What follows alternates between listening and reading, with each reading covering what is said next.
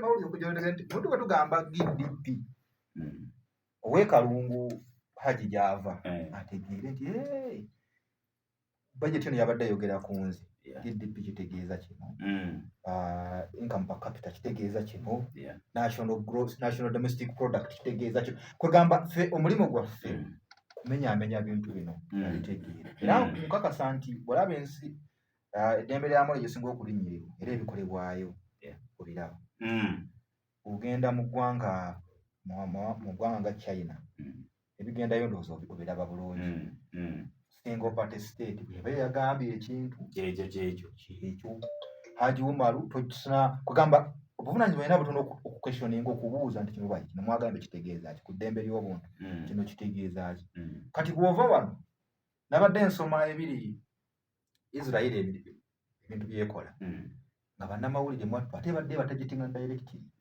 kubanga batya nti mugenda kuquestioninga humanity actually okuva mu September October 7th okuva mu Gwekumi bakata bannamawulire including media workers abakola mu mawulire 143 just myezi 67 kakati era nebye tulabako wate wegendereza nnyo bye bakola Gaza kati wetaaga ate Haji Umaru era kategera omukugu gwamba uli ogenti wadde alaze kino naye kituufu kiriwa supposed to tell the facts. Omanyi awo nyine wena badde njagala woolaga. One,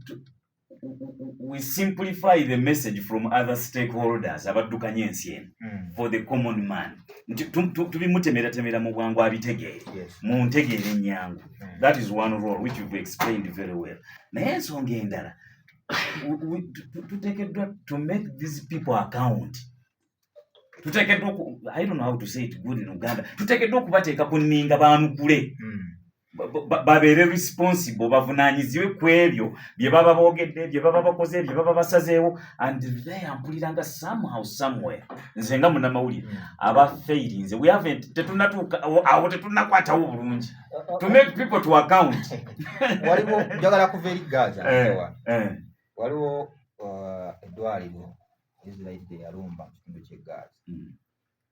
nereeta abamawulire baayo nkosi bali embedded nogamba nti wano aba Palestine balina omukwesese gugenda guyitamu abatujju abo bajje balumbe bayita mu ddwaliro ewali base era olaba gano ge mannya Al-Shifa Hospital naye waliwo n'amawulire ndoza yali wa mukutu gwa BBC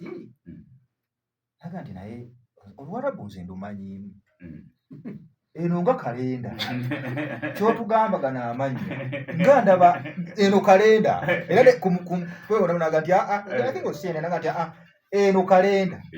naye omwogezi w'eggye lya Israel atugambye akola ekikwekero nti bano ge mannya g'abatujju abakola ku base era mwattu Israel kye yakola base ya